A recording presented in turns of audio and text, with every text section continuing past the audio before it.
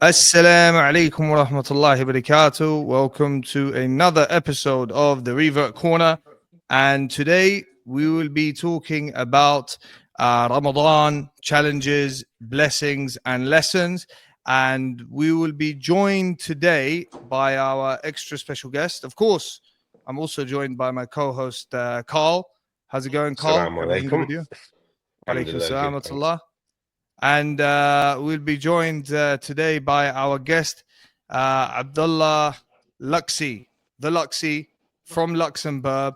Abdullah, maybe you can just tell us, just to introduce yourself and tell us a little about perhaps how you came to Islam, how you found out about the religion of Islam, and maybe a few interesting things about yourself for our audience, inshallah. Assalamu alaikum wa rahmatullahi wa barakatuh. Jazakum Allah Wa khairan for the alaikum invitation. I'm Abdullah Luxi. I'm from Luxembourg. I became Muslim in 2002 in Senegal, in the headquarters of an extreme Sufi cult called Al Muridiyya, which are the followers of Sheikh Ahmadu Bamba Mbake. And the reason why I came to Islam was, first of all, questioning life, especially at age 15 and onwards, and at age 17, like the questioning really peaked. And after returning to Christianity and going back to church and reading the Bible, I saw that light was not in there, and I had to look for something else. And subhanallah, 2 years later, or 1 year later, say, my last year at the boarding school, where I was finishing my secondary studies, Allah decreed that 2 new Muslims were going to join that boarding school. And, the boarding school is a really strange place. You are locked up 5 days a week with a certain crowd, and that's all you see. And you're not allowed to leave the place, of course. So, it becomes extremely intense. So the people that you bond with really deeply, and you get to know everyone really deeply. You get to know, their dark sides. You get to know their fears. You get to know things they've been through in life. And subhanallah, these 2 converts, I clicked with them straight away. They were French, but from Belgium. Their parents were, these new hippies, and the mother had, left the father and just fled to Senegal with the boys. And they embraced Islam in that particular Sufi cult. And their influence led me to go to Senegal later on and embrace Islam in that particular Sufi cult. But as far as Ramadan is concerned, I remember that the more I was spending time with these guys, the more I became interested in Islam. And when the Ramadan came, I observed them, and it blew me away. Like, at the boarding school, we're living in a dorm. Everybody has their own room, if that's what you want to call it. Like, you can touch both your walls with your hands. It's really extremely cramped. And I remember in the dark before dawn, they would go to each other's room, prepare sahur, and then they would fast all day. And then during the hours where we had to stay in our rooms and study with our windows open, where the overseer, the supervisor could observe what we're doing and had to make sure that we're studying, they would go, once again, they were allowed to go to each other's room just to break fast and pray together. And what amazed me is really that, unlike what I was practicing, which was Christianity, that religion had substance to it. From the matter of belief, it was so much clearer. And in the matter of practice, there was, as a matter of fact, a practice. Unlike, I'm sorry to say, Christianity, you will not differentiate between a Christian and an atheist in daily life. Like, when it comes down to whatever dealings, whatever practices, whatever routines, there is really no difference. And I felt that the only way that I could fix my my questions and my way of life, there had to be some kind of practice. That was my understanding of spirituality. And I saw these kids practice that. And 2 years later in Senegal, I went to Senegal. I had to find an excuse to go to Senegal. So I went to Senegal with some very dubious NGO kind of project. And for me, it was just a way to convince myself that I didn't go to Senegal just to embrace Islam. All right. And so while I was in Dakar, this is the capital city, I took a trip to the headquarters of that particular sect. And I spent the whole day over there. And I was impressed by what I saw. Once again, what I saw was practice. No matter how batil it was, when you come from the world of Christianity, like a brother said back in England, like you compare the worst Sufi nutheads to Christianity, you will look at those Sufis as having Tawheed. And so, alhamdulillah, I embraced Islam, and I came after still dangling for 2 weeks in this kind of environment that was heavily Sufi influenced, although I was not staying in their headquarters. I came back to Brussels, and that's where the journey started, I would say, on the wrong track. Yeah, I think it's one of those things, isn't it, really, where Allah guides us through many different routes. And I think if anyone said, I just became Muslim and I was on the right path and did everything 100% perfect from the get-go, it wouldn't be realistic. Obviously everyone has their journeys, and even within those journeys they have their own kind of little mini journeys and developing. Obviously, there are three brothers I know, alhamdulillah, they were blessed to be able to be with some I don't know, masajid, or they were close to certain masajid, or maybe they embraced through a masajid that were very close to the sunnah, which is a great blessing. But obviously for many of us, we had to kind of navigate through a strange path here and there, or have different meetings to kind of open up our eyes to practices within Islam maybe that aren't upon the sunnah and things like this. Just before we get into the crux of the conversation, Abdullah, we have a kind of tradition here on the Revert Corner to start the episode with a ayah or hadith.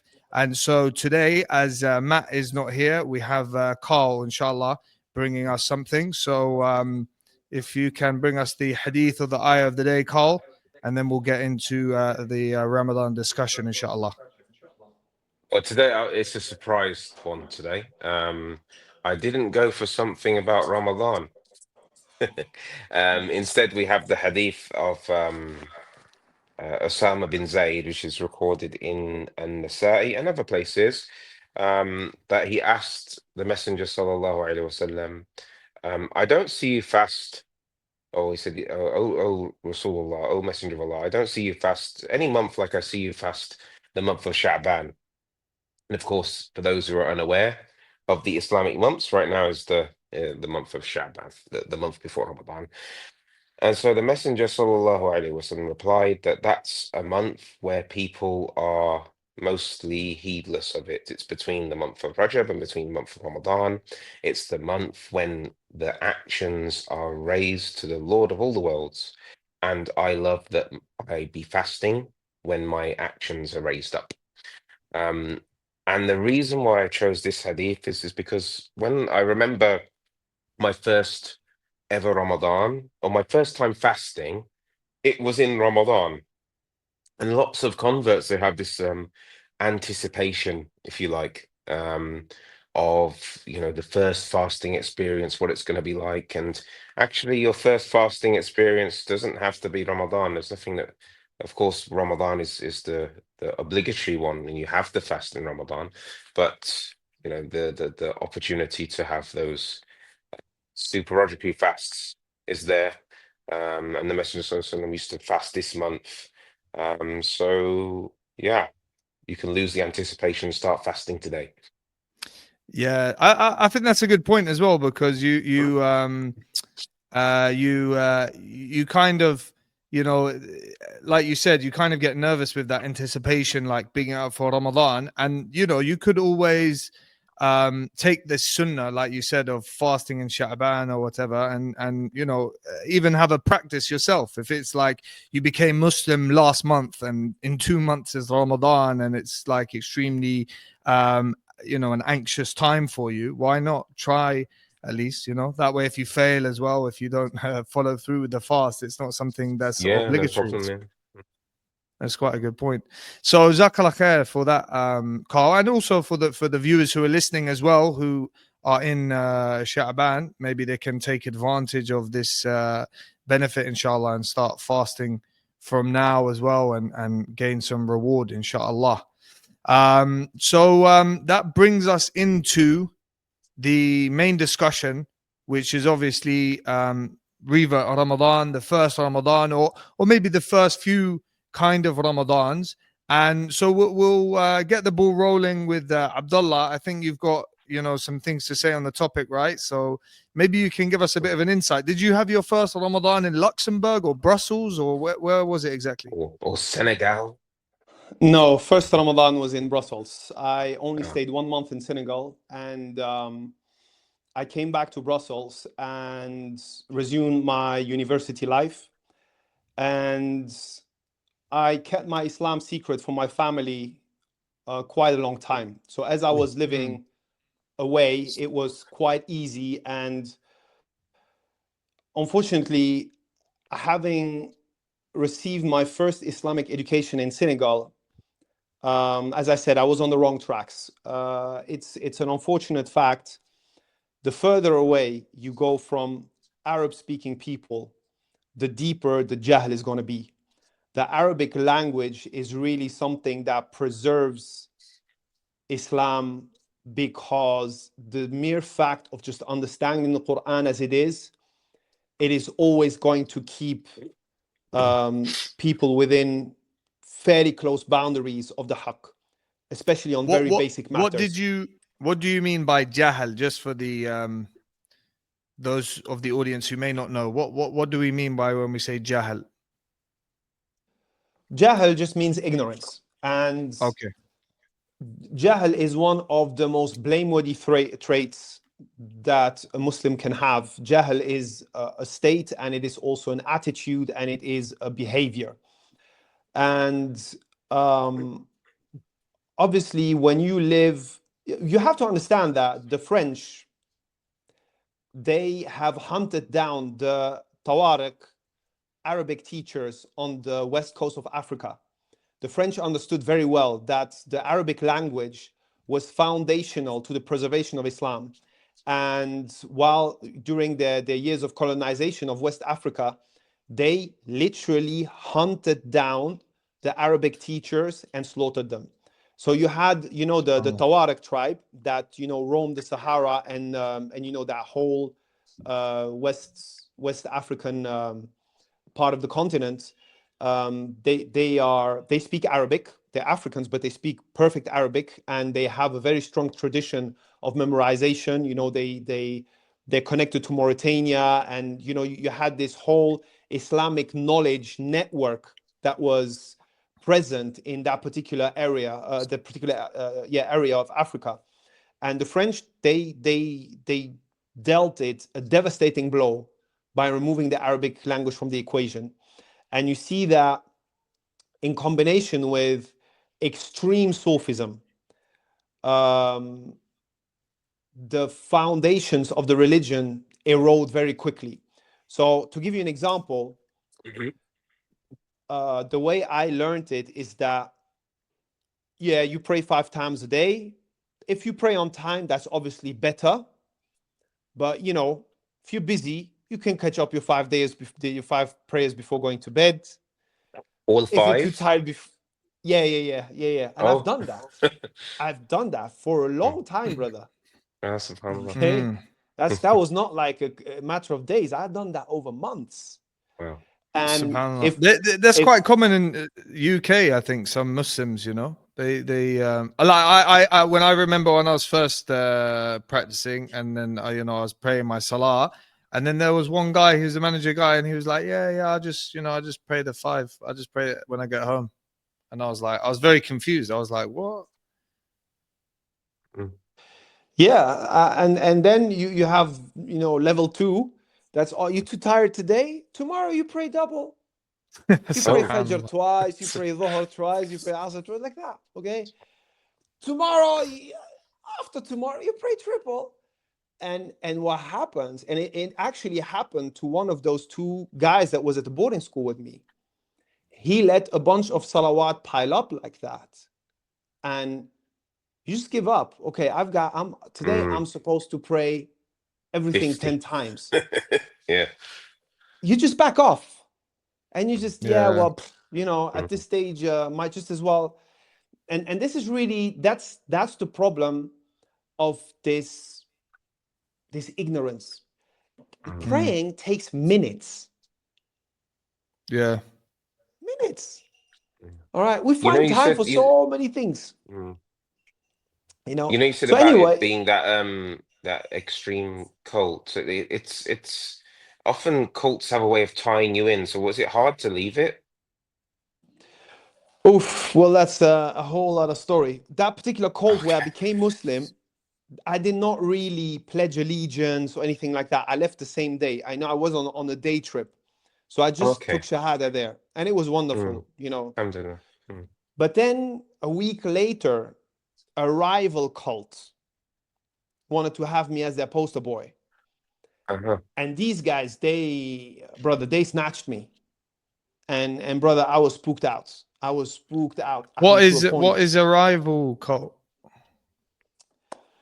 We're gonna go far off topic here, brother. Maybe let's bring it back then. That can be another episode though, because it Yeah, that seems can be like another episode. Yeah. it almost seems like we like, because when I almost discussed with you first coming on the show, you did kind of mention that you'd be interested to go into the groups and this and that, whatever. And I guess to some extent, your journey has created the background for your knowledge in that field. So that almost deserves its own kind of episode. So instead of getting into that, let's bring it back to the first Ramadan in Brussels. So you've come away. I don't know if you're with which cult, but let's say now, in terms of you're new Muslim. You said that you had your Islam secret, right? And you were going to go about this Ramadan. Yeah, well, back in Brussels, I wasn't part of any cult. I was the lone sheep that the wolf was about to pounce upon. So I'm practicing my deen in this way of, I'm going to uni during the day, come home, tired, whatnot, postpone. I just gotta pray now. I don't know. I mean, I knew how to recite Surah Al-Fatiha. That's it. At Tashahud, it took me ages to memorize Tashahud. So, I'd be with the book, all right, to transliteration, in Tashahud, like At-Tahiyyatu Lillahi. It was painful because you're praying. So do the math. It's 17 rak'ah, all in one go. You don't understand a word you're saying. It's difficult, and it becomes because a you were burden. praying the 5 at the end of the day. Yeah, absolutely. And this is in the Ramadan. No, that was before Ramadan. Now Ramadan. Okay. So that's like between summer and Ramadan. Ramadan in that year must have been, I Like guess, January, right? No, I think a bit before. I think it was like November. Oh, okay. Yeah, I think it was around November, if I'm not mistaken. But I might be wrong. Even for me, I mean, the tashahhud in the salah, I think maybe for the first 2 or 3 years of Islam, I had kind of like the basics of the salah down, but there was one part, I don't know if it was the whole tashahhud or just one part of it or like half of it, that I would just say in English, because there was like parts of my Islam, like when I was beginning, actually before I was Muslim, I had a fortress of a Muslim, and I basically saw like my ideology to some extent before I took Shahada, or before I entered Islam properly and started praying. My ideology was like, we're all kind of like, people who are on the side of God, whether you're, I don't know, in my mind, it was like whether you're a Rasta, whether you're a Christian, or whether you're whatever, if you're on the side of God, then you just all have different tools. So I was like being introduced to some of the Muslims' tools. And so I was like, oh, these are quite good tools. So I had Fortress of a Muslim. And I would say, for example, the dua of leaving and coming to the house in English. So I was memorizing some of these du'as in English. So for that reason, I think when I just started, and then you kind of get lazy. You kind of, maybe you memorize the prayer and you memorize certain aspects of it. And then I just knew this part in the end in English. And then I think there was one brother, I think one of my teachers who helped me learn reading Arabic Quran. I must have said to him, oh yeah, I just, he was like, so the tahajjud, right? And I was like, yeah, pretty much. Just this bit at the end I do in English. He was like, what? No, you can't do that in English. That's not how this works, mate. So yeah, but even for me, I memorized it, well, not in Arabic, but well, you could say in Arabic, in transliteration. But then when I actually learned how to read Arabic, I think because I was so used to saying the mispronounced way I was saying it, like for years, 2 years of mispronouncing it, I never actually stopped to correct myself. So it was just like something that was like set on my tongue until like a few years after that, and like, oh, actually, I'm not pronouncing that right, and didn't realize because I didn't actually think about it. SubhanAllah. Yeah, but mind you, in those days, I mean, internet was at its absolute beginning. Most people didn't have an email. All right. There was no MP3 was barely a thing yet. All right. We used to work with cassettes. That's with those days. So to get back to what I was in, I was so naive. I was number one, I was extremely naive. Number two, I was completely unaware about just the wealth of Islamic literature that's out there. So from my naivety, I walked into one of the prestigious bookstores of Brussels in Galerie des Princes, and went to the religion section and the shelf of Islam, and I bought a book written by a Zionist Jew. The title of the book was From Wahhabism to Bin Laden, Questioning Saudi Arabia. That was the first book. And the second book was a compilation of essays by Muslim thinkers on the post 9/11 development in the Ummah. And the book had a really nice cover. Okay, that's why I bought it. And that's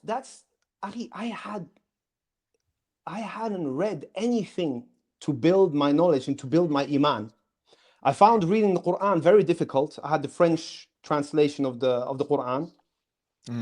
And Ramadan was coming up, so I was still hanging out with my Senegalese friends, and I was aware that fasting is from dawn to sunset, and that's about it. Like I entered into Ramadan without having read a single book on Islam in general or Ramadan in particular.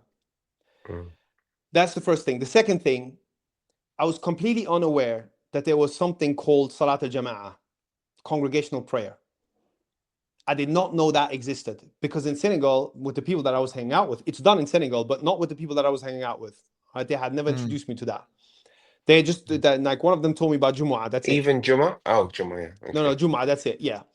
So he had told me that, I got to go Jumu'ah at least once every 3 weeks. So that's what I did. Okay. And I felt very uncomfortable in the masjid because I just felt awkward. I didn't understand anything. Everybody seems to know what's going on except for me. It was very, how to say, it was awkward. I felt out of place. Was the khutbah in Arabic? Yeah, but it was sometimes translated in French. It was in the Markaz Islami of Brussels. which in those days was run by hardcore Ikhwanis, but give credit where credit is due, they were doing a really good job. Obviously, there is things that they neglect because that's part of their manhaj, tawheed, etc. No, don't get into that. But, when it comes to the basics of the deen, they were very serious about it. Now, so Ramadan arrives. First thing I did wrong, I fasted the day before Ramadan as a warm-up, right? Prophet ﷺ explicitly forbade from doing so. As I said, I hadn't read a single book, all right? So I did that one, okay? All right, cool. First day of Ramadan now. I wake up between Fajr and Shuruq. I'm like, oh snap, let me just drink a glass of water so that I'll be sure to be able to drink a glass of water. All right. I didn't pray on time. I went to the masjid once. I found fasting extremely difficult. But I did fast. Okay. I did not, except for that first day where I had that glass of water, not knowing what I was doing. You did better than me. I didn't understand the difference between Fajr and sunrise. So I knew that we fast from dawn, and in my mind, dawn is sunrise. So every single day, my fasting started at Shuruq. So you're better than me having it just one day. So. Yeah. And Al-Muhim, I would go almost every day to the Senegalese family, and we'd break fast together. And these Senegalese, brother, these people, they know how to be social, They're so easygoing, they're so friendly, they're so simple. It's just such a pleasure hanging out with them. And so, it was humble, but wallahi, like iftar was wild, it was really fun. So I would just, I would try and pray Fajr, Dhuhr, and Asr before going to them. Sometimes I didn't, so I caught up everything over there, kind of thing. And then we'd pray Isha together, and then we'd have the Chebujen, traditional Senegalese fish and rice, and stay there until like 10, 11, something like that. Go back home and repeat the next day. Then arrives the 25th day of Ramadan. So Adama, my colleague from the uni, he tells me, listen, tomorrow is the night of destiny. So, what the heck is that? So listen, basically it boils down to, we're going to go to some sheikh's house and we're going to spend the whole night in prayer. I said, oh, well, sounds really cool. Hey, I'm in, count me in. So we go there. So bro, we land in one of the most dubious personalities' home in Brussels. All right. So it's a Senegalese sheikh. Now he's from a different cult. Okay. So my man Adama, he was from the same cult, Al Muridiyya, but this guy here was a Tijani. So the Tijanis from Jazair and Morocco, but them Senegalese Tijanis, bro, they're those that snatched me were Tijanis. Okay. Anyway, so back in Senegal, they're all at war with each other, but out in the world, they understand that they gotta hold tight. All right, we're on the same team here. Okay. So anyway, so it's super atmosphere. The sheikh is there, loads of people, Senegalese. There's me and one other white dude. All right, all the rest Senegalese. Now the white dude was French. Now this dude, however, he seemed to be very deep into the thing, all right, because he was knowledgeable about what they're doing and all their dhikr, and he could see he was following conversations and whatnot, so he was deep into it, and I was clueless. I'm sitting there clueless, don't know what's going on, don't know what's being discussed. All of a sudden the food comes. I understood what that was about, and then we go into his attic that was made into a musalla. So those were like the typical traditional Brussels houses that are like on over 3 to 4 floors, and you have an attic that has kind of like 2 levels, and it was all transformed into a musalla. And so we started doing Qiyam al-Layl. So I was tuning in. Obviously, same thing. I didn't understand a word of Salah, but it was really cool. All right. I didn't realize behind who I was, but the man is known to be a big, witchcraft master. Belgian politicians come to him, athletes come to him. Actual black magic, you mean? Yeah. Oh, Yeah, brother. subhanallah. Yeah. Yeah. Okay. I prayed my first Laylatul Qadr behind him. Behind the Okay. wizard. Yeah, exactly. And yeah. And then the journey of Jahl is not over. Okay. I get to meet I get to meet some younger brothers, etc. So there was a Congolese brother that I got very close to. His name is Yusuf. And so he says, listen, he was with another brother. Say, hey, yo, let's go to the Markaz for Fajr. The Markaz is the Markaz Islam. It's like the central mosque of Brussels. So he says, come with us. We'll drop you home after that. You gotta imagine we're like about an hour before Fajr. My man left. I don't have a clue what's going on. All right. So This is now I directly go after the prayer in the Sheikh's house. Yeah. We're still in the Sheikh's house. Okay, we're still in the long Sheikh's night. house. Yeah, long night, brother. So anyway, what happened is that now I go and do wudu. So I use the bathroom. I do wudu, and I feel something. And it was wadi, the liquid that comes out. That's and so I'm like, oh snap! I gotta do ghusl. Like I'm in this dude's house and I believe that I'm in Janaba now. I'm like, oh, what's this all about? I didn't understand. My mind just blocked. So the brother said, yeah, go ask the sheikh. It's a sheikh. You ask him, he's a sheikh. So he told me, well, you gotta do ghusl. So, hey, it's the bathroom, go to ghusl. So I did the ghusl right then and there. It was winter, all right? So there was no towel. So I put on my clothes back while being all wet, and off we went to the Markaz Islam. And that was my first Salat Jama'ah, other than Jumu'ah and this Qiyam al-Layl. That was the first time I prayed Salat al-Fajr in the masjid. I was in the Markaz, the Fajr, yeah. I was there, and it's like, what happened here? Why all these people here? Bro, I was confused to a point. And anyway, went home, slept till half an hour before Maghrib that day. Okay. Quickly prayed all my prayers, jumped on the subway, joined my Senegalese guys. It was already beyond iftar time, ate with them, and until the end of Ramadan, and that was it. So it was a Ramadan of clumsiness. And really the cause was ignorance. And it's just, like in Islam, if you're stagnating, it's because you have not spent enough time reading the right books and sitting in the right lessons.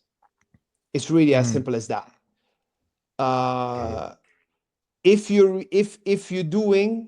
you're reading good books and you're in good lessons, but you're still not moving forward, it means there's still something lacking. There's something you need. There's some piece of knowledge you need in order to fix yourself from the inside, to rewire the system so that you can, as a matter of fact, put things into practice that will help you move forward. And, okay, well, I want to say, after this Ramadan, I went downhill drastically, very quickly.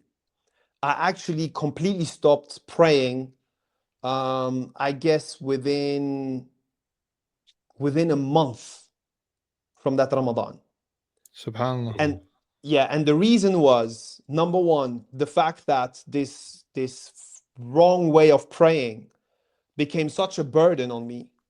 And number two is that this book that I was reading by this Zionist, it was designed to, number one, make you detest Salafiyya and, you know, portray it as some extremist kind of ideology, etc., the way they like doing. But number two, so you could say, oh, okay, I'm just going to stay away from that. But no, number two, he puts in very, how to say, subtly stuff that makes you just doubt Islam as a whole. And it's all lies, like as I found out later. So, Yeah. so my practice was at level 0, and my mind was wrong because of these shubuhat that I was taking in from this filthy book. Yeah. And so I collapsed. I stopped praying, and I felt really, really, really bad. I felt that I was just, I cannot describe how miserable I was. And I stayed like that for probably weeks, maybe a month or two. And then I said, no, I can't continue this. This just does not work. So I decided I was going to do two things. That I was going to fast, and I was going to pray on time. I still have no clue that there is such a This was thing as Salat during your al-Jama'ah. low time. Yeah. That's You made like the when commitment to do that. Yeah. I said, like, I got to get back on track. And I decided that the way to get back on track was to do that. Okay. And so I started fasting and praying. Fasting outside of Ramadan. That's right. That's right. Yeah. Because, you know, for the story, like, you know, those two brothers that were at the boarding school, I remember reading the Bible in those days. Like I was reading the Bible on a daily basis in those years. And I remember one day I read that, I believe it was one of Jesus' companions decided, or was fasting for 3 days. I don't remember the context. I don't remember, but, you know, I knew it was fasting 3 days. So I went so it was lunchtime at school. So I run into the youngest one of those two brothers who I was very close to. I say, hey, yo, Jeremy, come on, let's go lunch together. I say, no, I'm fasting. I'm like, what? It's not Ramadan right now. I say, yeah, but I decided to fast 3 days. Brother, it hit me like a ton of bricks. I looked at him, what are you saying? He said, yeah, in our religion it's recommended every once in a while to fast for 3 days. And this one, I just realized that, yo, you read the Bible, you look at those that resemble what you see in the Bible, it's the Muslims and not the Christians. It's as simple as that.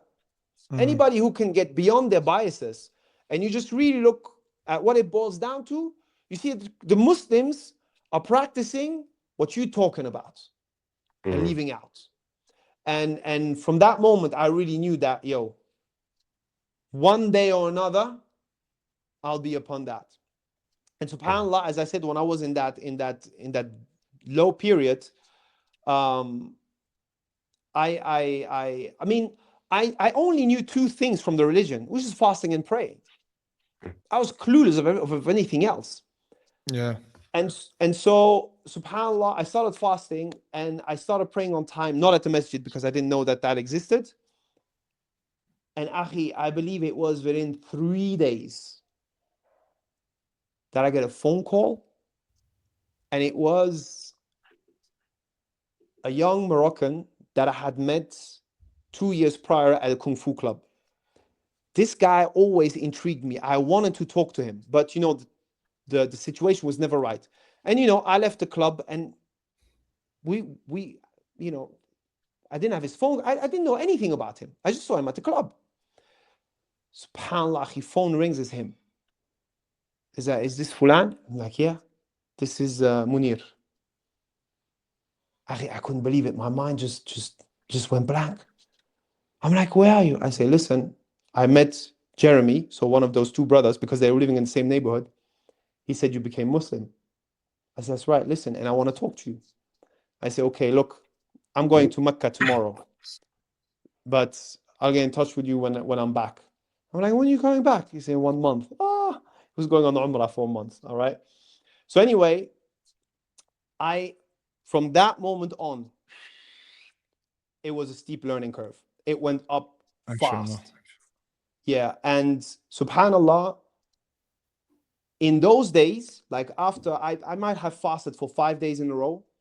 I don't know, was it during those days of fasting or after those days of fasting that I went to visit a Senegalese friend of mine, and he was living in a kind of a side street from one of the big boulevards of Brussels. And I realized that meters away from his home, there's an Islamic library.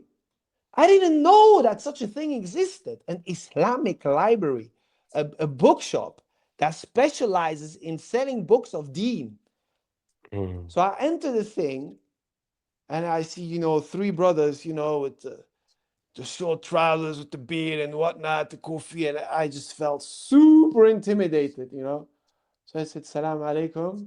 They looked at me, they said, Wa alaikum salam. So, a lot of shyness. I entered between the bookstore and I just saw a book, biography of the Prophet. Yeah, let me grab that. Up, paid, and out. And it was a Rahiq al-Makhtoum. It was a pretty bad translation in French, but it was good for me at that time. And that's when I started. Learning my deen. So I became a very big client at that particular bookstore. Bought books, bought tapes. It was good old time with cassettes before all this social media, bizarre stuff that we're going through now. Mm. And that's my second Ramadan had nothing to do with the first one. It was masjid every day. It was Taraweeh almost every day. It was a real Ramadan. It was a real experience. And subhanallah, I remember, so I had started going to the masjid in the meantime, before the second Ramadan. And so Ramadan starts at Maghrib.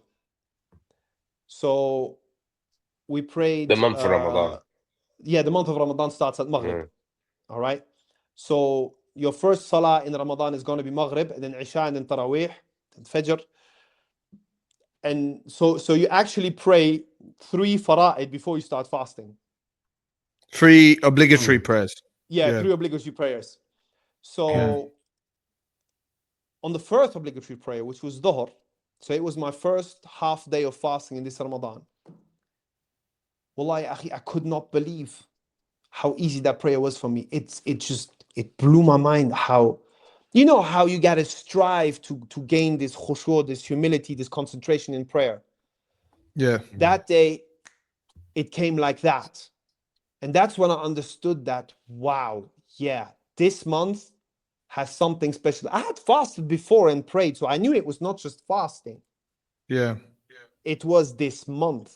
There is something to it that we can't necessarily describe, but the shayateen are, the devils are locked. You know what I mean? You can really feel that very often, subhanAllah.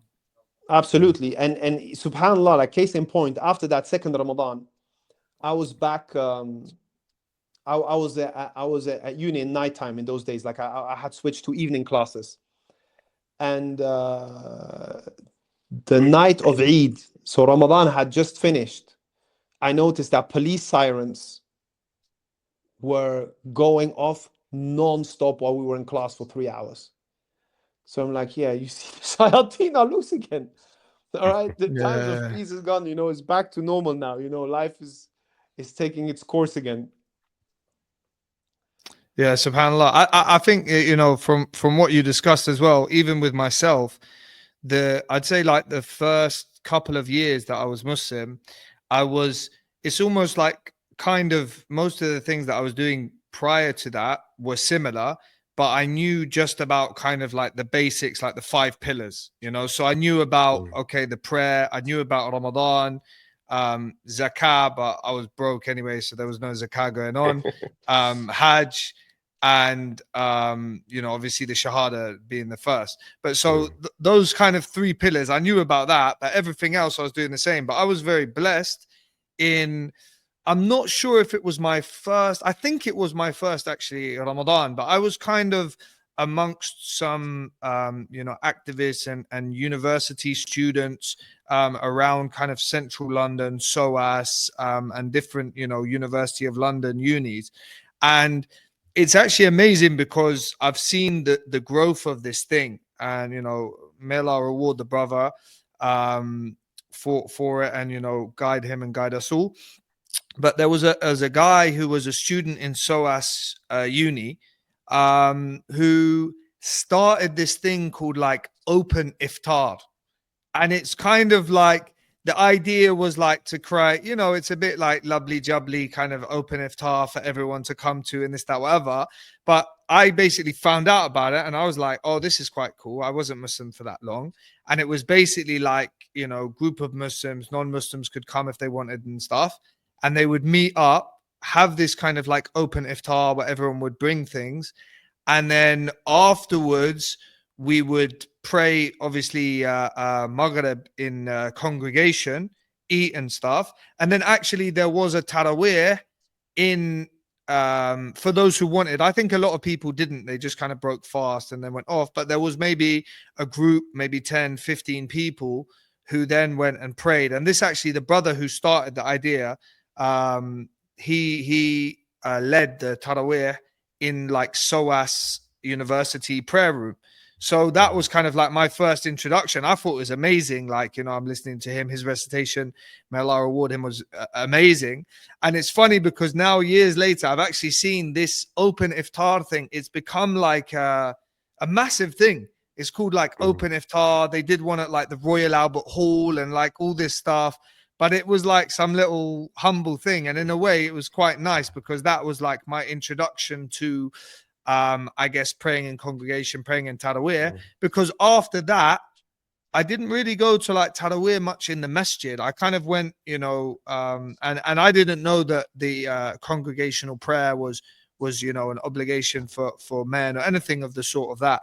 So I would just, kind of on and off go, and some people, they'd say, oh, this Taraweeh thing, but I wasn't really that involved. And I do remember the one time, a bit similar to your story of with the sheikh or the wizard or whatever we call him. But I have a very good friend of mine, a Libyan friend, who is there with me from the beginning of Islam. And he basically said like, look, you've got to come. We're going to do like, I don't know. It was like in the last 10 nights. I can't remember. He was like, we're going to, and they would go to the Qatari Masjid in London, which is basically attached to like the Qatari embassy, right? They have this mosque there in central London. He was like, yeah, we're going to go do this thing. It's like blah, blah, blah. And he described to me similar to what you described. And I was like, whoa, that sounds like amazing and pretty intense and something. And we went there and it was like this all night thing and eating in the masjid. And, one thing I would say is like, I think at that stage in my Islam, I don't think I would have been able to do that like every night in the last 10 or like every night in the Ramadan. I don't think I was ready for that. But I do think just like having a couple of those experiences here and there, especially spending such like a prolonged period of time in the masjid in the Ramadan, it's like a really amazing experience by which and there was another time actually, like the same Libyan brother, he invited me to do itikaf in this masjid in Paddington. And I was like, look, I'm going to come and try and do as much as I can, but I had like some work and I couldn't completely commit to it. So I was going like for a couple of days or like for a whole night or whatever. And I just remember like for those hours that you'd spent in the masjid, let's say you'd spend like 8 hours all at night in a masjid, like you'd kind of like look outside, and the only way I can really describe it is it was almost like felt like the outside world became like some really alien place, and the masjid was just like this amazing, warm, like brotherhood of vibes and just like nice feeling, and really became very homely, and you'd kind of like, especially this masjid in particular that I did this first itikaf in, and this was like, like I said, it was only a couple of days here and there, or maybe a night or whatever.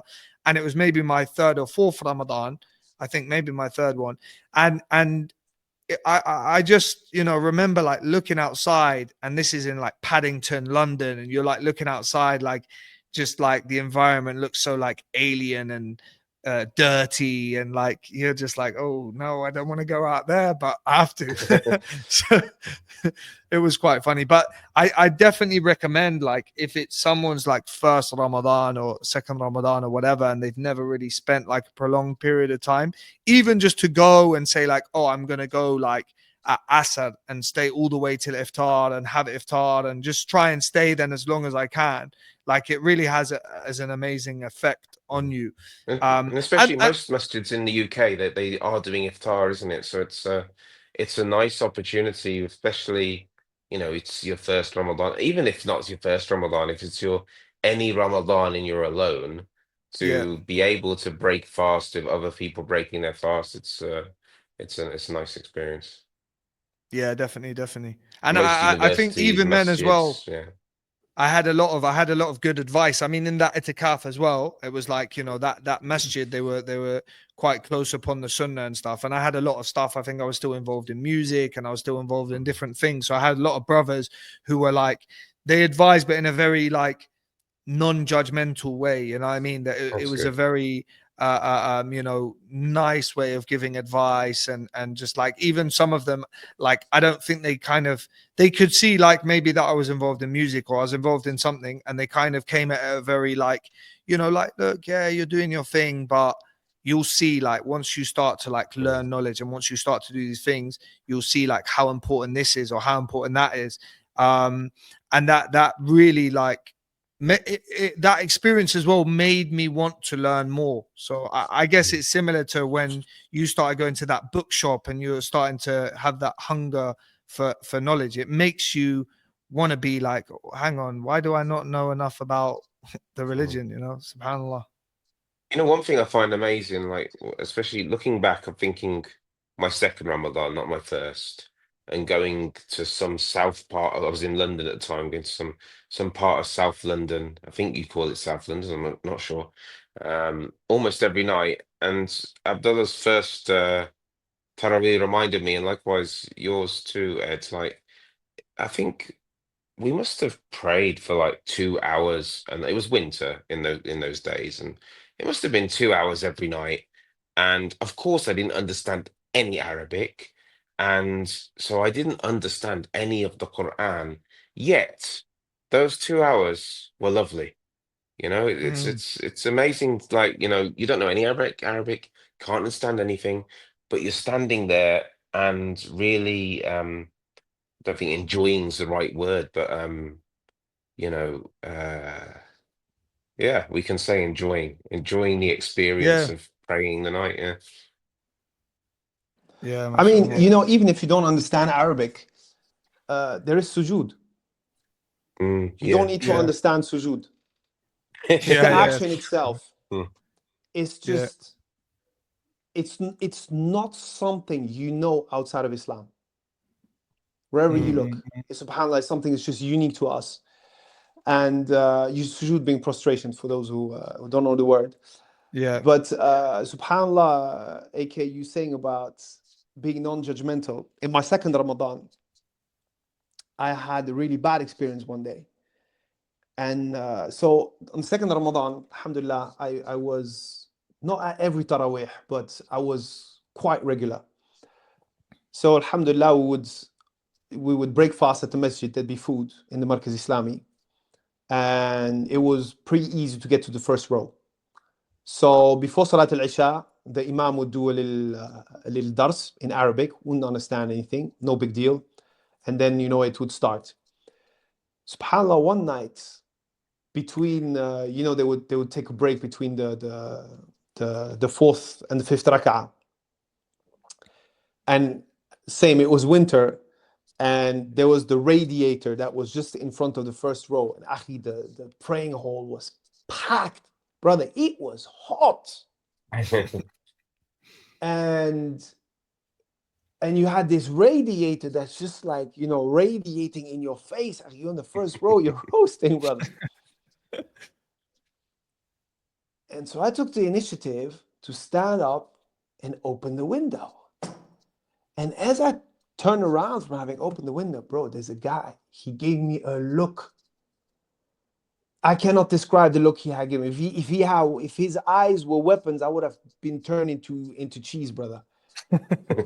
Brother, it's undescribable the look that he, and Akhi, it made me feel so uncomfortable.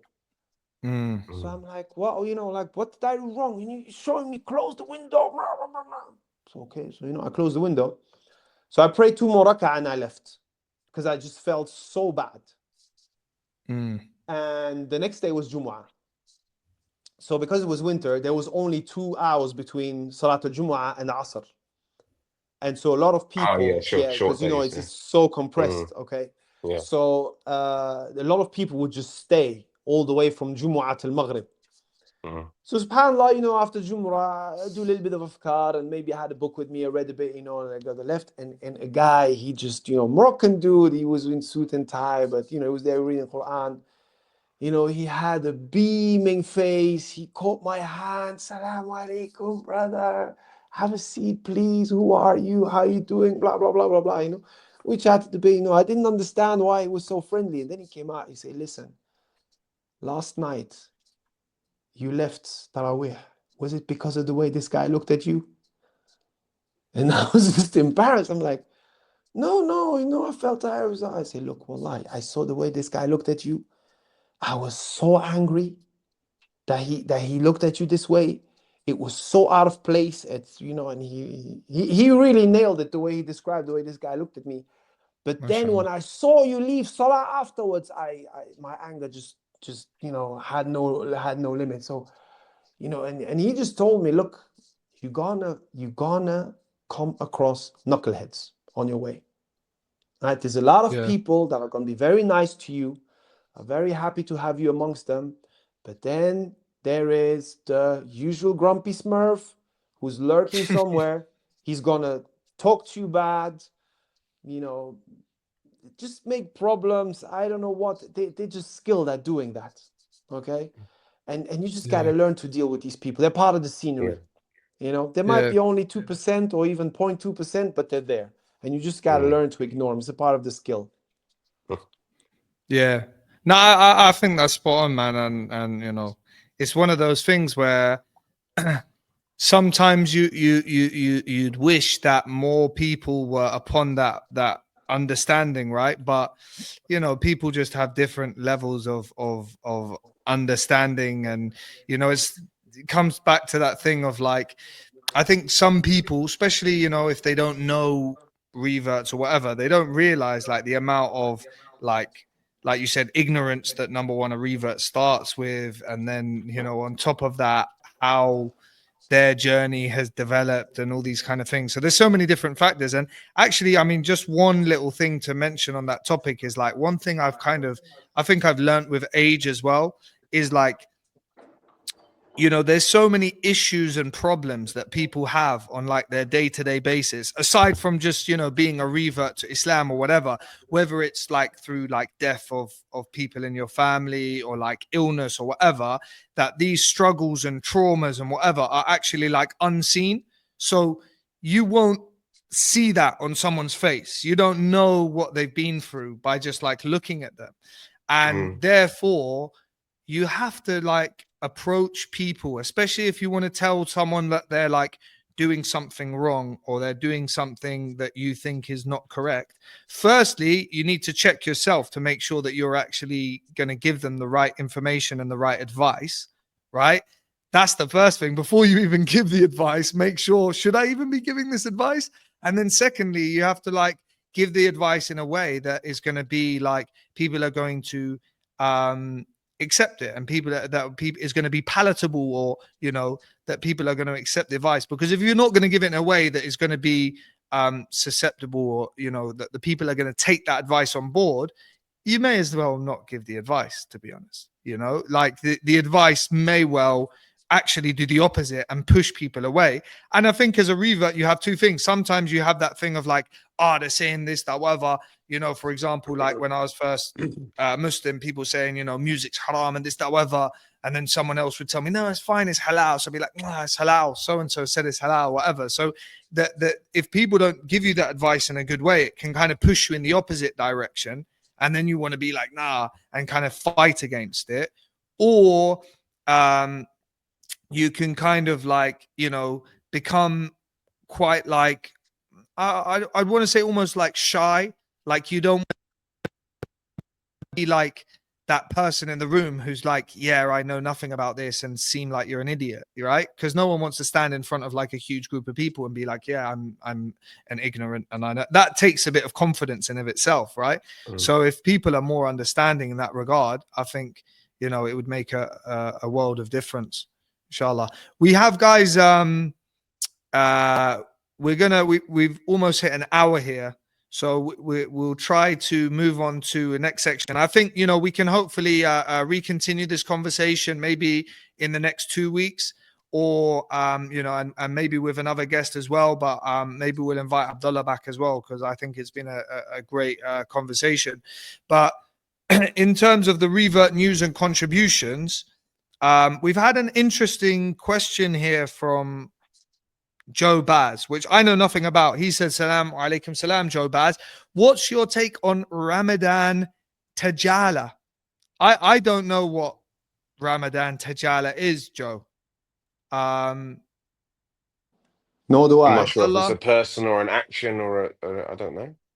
is that Ramadan Tajala? I've never heard of it, to be honest. Ramadan Tajala. The first thing that when I've Googled it comes up is like a song maybe or something. So I don't know if it's some kind of song or nasheed or whatever. I would say better to go with the Quran instead of the Ramadan Tijala. But maybe Joe will explain to us. Also from Instagram, we had an advice from someone who said what was their top tips for new Muslims. They said make suhoor always, even if it's just a bite. Stay hydrated and bear good patience for his sake, i.e., for Allah's sake, and you got this. So a bit of encouragement. And I think, like on this suhoor as well, Carl, I think you've got an important Yeah, benefit no, as I want to well, add to that because one. It's I used to in the early days think, oh, think of it in terms of proteins and carbohydrates and bananas and what type of things are gonna be slow burning and all this sort of thing. Then when I was in Jeddah, our sheikh there, he mentioned the hadith of the best suhoor for the believer is tamar, dried dates. And that what that means is that your meal is the dried dates and water.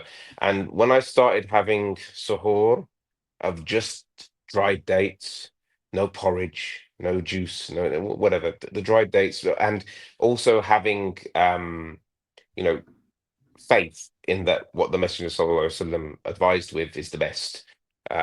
Those dry dates are enough for me to go the whole day. I normally run for do a 5K before Maghrib as well, sometimes after Asr during Ramadan. So yeah, dates and water are more than enough. excellent. So that's a good benefit, I think. But I don't think it's definitely important as well for the new Muslims to have that suhoor, get the water in, and if anything as well, it will kind of boost your confidence mentally. But like Carl said, if you take the advice of the Prophet ﷺ, there's definitely going to be a blessing in that, inshallah. Now we come to my favorite part of the show.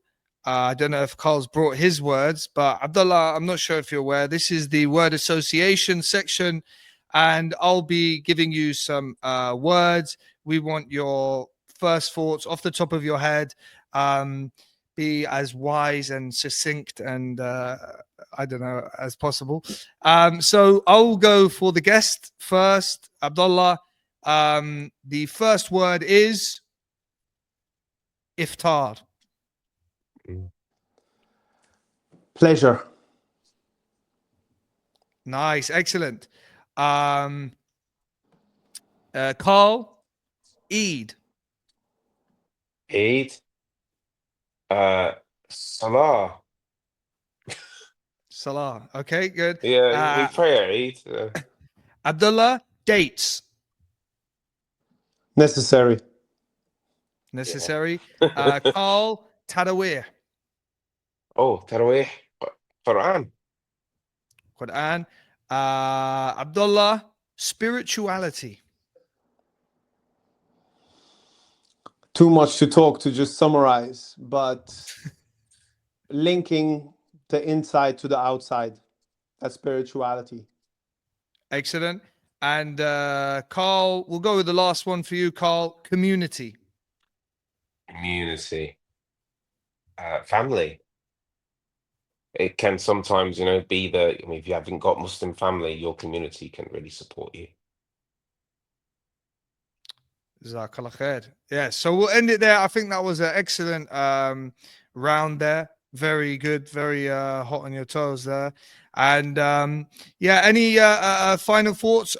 We're going to have, hopefully, just to give you an idea, in the next 2 weeks, we should do another episode just about Ramadan preparation and things like this. Maybe we will invite Abdullah back on, and there's a couple of other guests I'm trying to get selected. Joe's asked if I'm selective with the guests.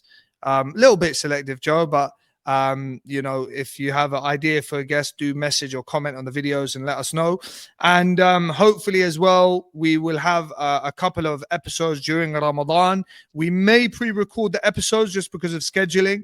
And hopefully, we can get some inspirational stories, particularly about Arabic, Quran, and all things to do with Ramadan. And if I leave, Abdullah, have you got any final words to say, anything to add at the end of the episode here? Well, final words is, if there is anything you can learn from my story, is that you got to do away with your ignorance. In order to prepare for Ramadan, number one, get yourself a book on the rulings of Ramadan. Number two, get yourself a book about worship.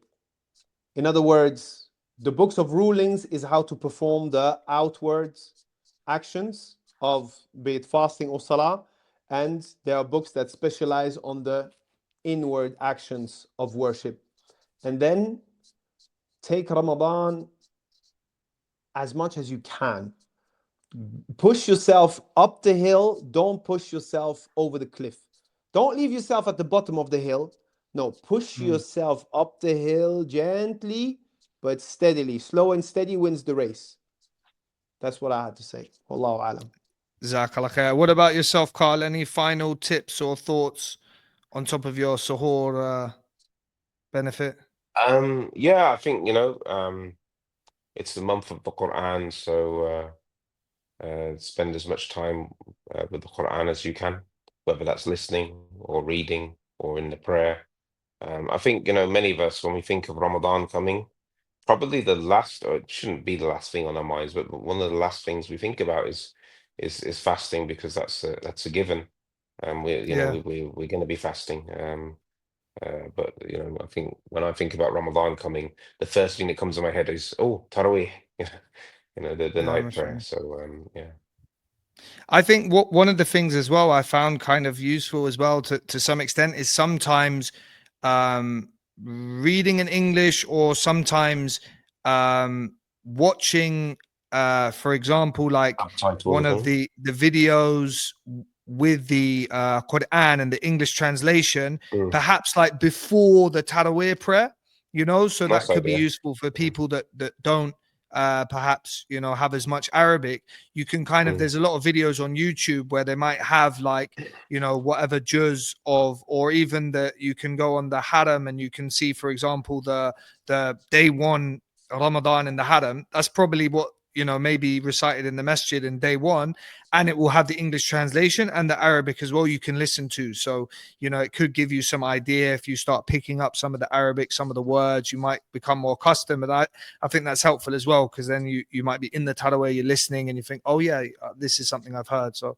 that's something that I've found useful and helped me to understand some aspects of the Quran. So yeah, I definitely, and I found that incredibly useful as well in the beginning of my Islam, to like watch a video with the Quran and the English translation at the same time to kind of link up the two, inshallah. So yeah, that's all we've got time for. We've kind of pushed on a bit, but I think we've got a lot more to say, hopefully for another episode in a couple of weeks on the Ramadan, and hopefully to prepare you for Ramadan. And Jazakallah khair to Abdullah and Carl for joining me, and take care everyone. Assalamu alaikum wa rahmatullahi wa barakatuh. عليكم السلام ورحمة الله وبركاته. Thanks a lot يا إخوان.